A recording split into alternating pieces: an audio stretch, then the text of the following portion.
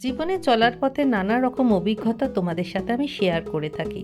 আজকে যেটা শেয়ার করব সেটা অরিজিৎ সিং এর কনসার্ট, যেটা হয়ে গেল ১৬ই ডিসেম্বর বর্ষাপাড়া স্টেডিয়াম গুয়াহাটিতে। গুয়াহাটির এই স্টেডিয়ামের সাক্ষী রইলাম আমার সাথে লক্ষ লক্ষ মানুষ তার এই কনসার্টে।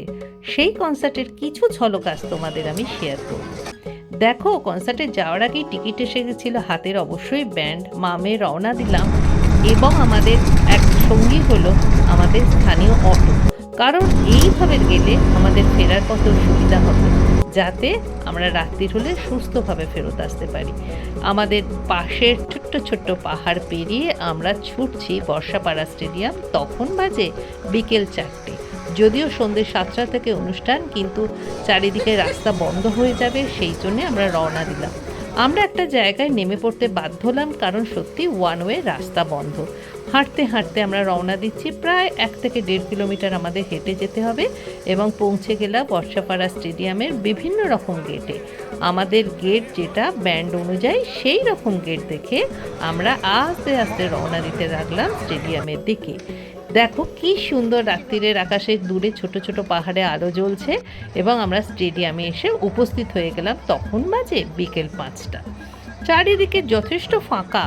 ভাবছি সত্যি ভরবে তো, দেখাই যাক লাস্ট অবধি কী হয়। তো দেখো, আমরা এখানে উপস্থিত হয়ে গেলাম। এখানে স্টেডিয়ামে একটা নিজেদের সুন্দর জায়গা নিয়েছি, সামনে যাতে অবস্ট্রাকশন না হয়।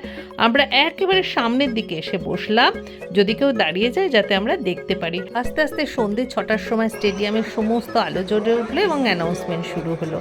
সকলে অপেক্ষা করছে কখন সেই মানুষটার দেখা হবে, এবং স্টেডিয়ামেও লোক দেখছি আস্তে আস্তে ভরতে শুরু করেছে। কিন্তু মনে এখনও দ্বিধা আছে, সত্যি সিটগুলো ভরবে তো? দেখা যাক কি হয়। চারিদিকে আলো একদম ৬টায় ভরে গেল এবং আস্তে আস্তে একটুখানি পরে স্টেডিয়ামের আলোগুলো বন্ধ করে দেওয়া হলো। তারপরে কি নজারা দেখো, আমাদের মুঠোফোনের আলো চারিদিকে জ্বলে উঠল এবং ঝকমক করতে লাগলো পুরো স্টেডিয়ামটা। যেন মনে হচ্ছে আলোর মালায় বরণ করবে আমাদের সেই দিনের রাজপুত্রকে।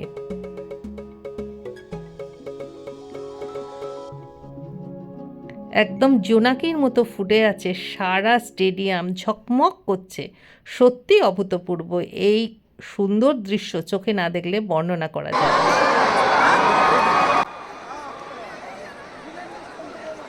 এবার আমাদের মহারাজের আগমনের পূর্বাভাস। দেখো, শুরু হলো ড্রোনের খেলা, ড্রোন দিয়ে আলোর খেলা। একটা অদ্ভুত সুন্দর লাইট অ্যান্ড সাউন্ডের আমরা সাক্ষী রইলাম এবং সুন্দরভাবে এটা আমাদের দেখানো হলো। অন্ধকার আকাশ ছিঁড়ে যখন এরকম বিভিন্ন আলোর খেলা চোখের সামনে ফুটে উঠছে, তখন মনে হচ্ছে সত্যি বোধহয় আরও কিছু ভালোর অপেক্ষা করছে আমাদের জন্যে। এবং আমরা মুগ্ধ নয়নের পুরো দর্শক এই দিকে তাকিয়ে রইল এবং উচ্ছ্বাসে ফেটে পড়তে থাকলো সারা স্টেডিয়াম। এই আলোর খেলা যখন শেষ হতে চলল, তখনই আস্তে আস্তে আমাদের মহারাজের আগমন হবে এবং তিনি যখন আসবেন তখন আর আমার কোনো গলার দরকার নেই। তার গলার এই ছোট ছোট ক্লিপিং আমি তোমাদের সাথে শেয়ার করছি।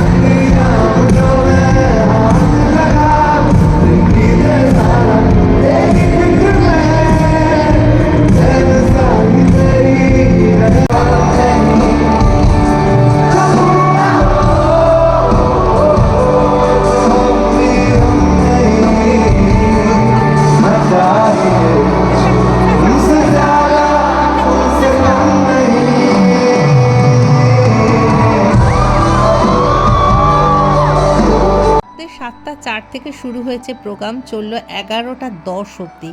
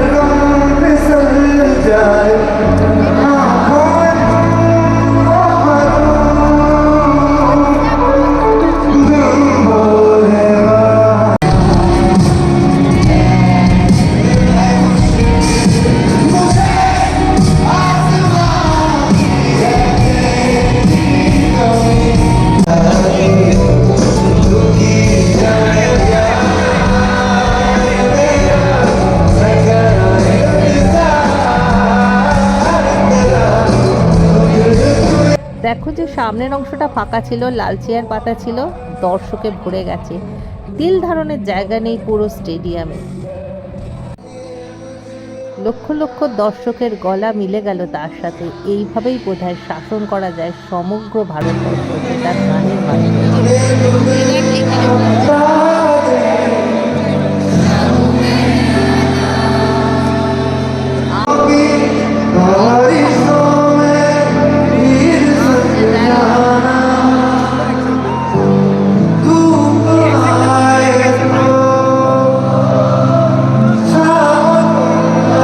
সত্যি প্রোগ্রামটা দেখতে দেখতে মনে হয়েছে কেন তুমি প্রথম এবং প্রধান, কারণ ট্যালেন্টকে কখনোই কেউ আটকে রাখতে পারে না।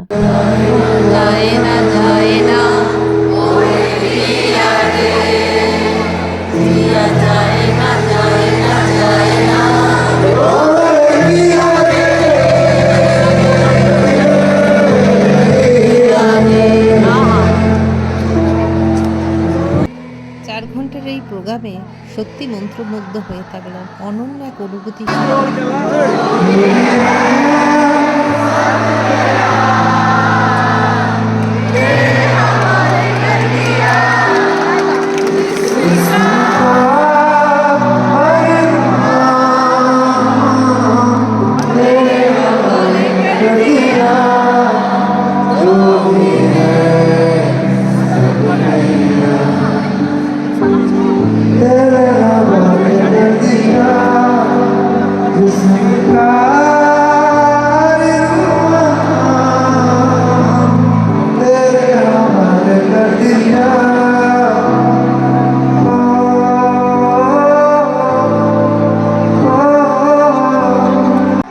সবাই মন্ত্রমুগ্ধ হয়ে শুনছে, কখন যে সময় পেরিয়ে গেছে সত্যি আমরা বুঝতে পারিনি, এবং মনের মণিকোঠায় একটা একটা করে হীরের রত্ন আমাদের সঞ্চিত।